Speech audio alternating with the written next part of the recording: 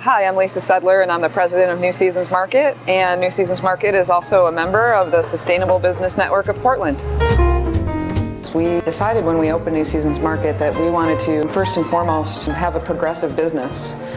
And to us, progressive meant that we were going to pay our staff a fair wage, and our minimum wage at New Seasons Market is $10 an hour. And in addition to that, we also offer health care benefits to every staff member and their domestic partner and their dependents. Whether they work full-time or whether they work one shift a week, we offer health care benefits to them. We also offer a staff discount of 20%. We give 10% of our after-tax profits back to community organizations. And in addition to that, we give 20% of our after-tax back to staff in the form of a very flat and equitable profit share. So 30% right off the bat goes back, and that's something that we thought was a progressive thing to do, to use our business as a way to affect positive change and reward our staff members for their good work that they do. Store locations are interesting because you'd think we'd have some super scientific method, but a lot of it comes down to the various neighborhood folks say, hey, will you open a store in our neighborhood? And that'll sort of start the process of us investigating. Every time we open a neighborhood store, not only do we try to hire folks that live in the neighborhood, but we also try to keep the flavor of the neighborhood intact. If you go to our Selwood store, for example, that's kind of an antique-y neighborhood with its own little quirks and so on, and we wanted to maintain that.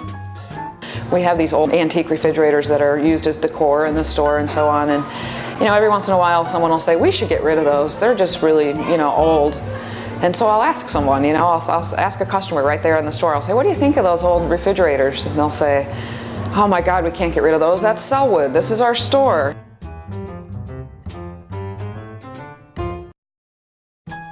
We're trying to cater to the neighborhood and make it a neighborhood destination as opposed to just, hey, we're the food police and you have to eat our way. That said, we do favor local foods a lot. In fact, about a third of our 30,000 products are local or come from our regional food shed, which we define as Oregon, Washington, and Northern California. And there's lots of reasons we do this. One, it reduces the need to transport food from super far away, and that means that we're using less fossil fuels. Two, it helps keep our regional farmland in agricultural production, which is something that's really, really important to us because, once that farmland goes away and you pour concrete or put a cul-de-sac in or a strip mall, it's almost impossible to go back to agricultural production. And so our goal is to preserve agricultural land for not just now, but for the next generation and the next generation. We're also working directly with farmers. In a lot of cases, the farmers are still delivering food to the back door, and it's berry season now, so you can see the berry farmers with their fingers all stained from the berry juice, and they pick them in the morning and they deliver them in the afternoon, and they're that fresh. And the final reason for me to buy local and to establish a regional food shed is because the food tastes better. When it's not coming from as far away. The farmers are also family farmers, and they tend to use farming methods that are more sustainable, less dependence on chemical fertilizers, etc. And boy, when you taste a Hood strawberry, you'll ask yourself why you ever ate any other kind of strawberry in your life, because all strawberries aspire to be the Hood strawberry. So, and it's just naturally the right thing to do.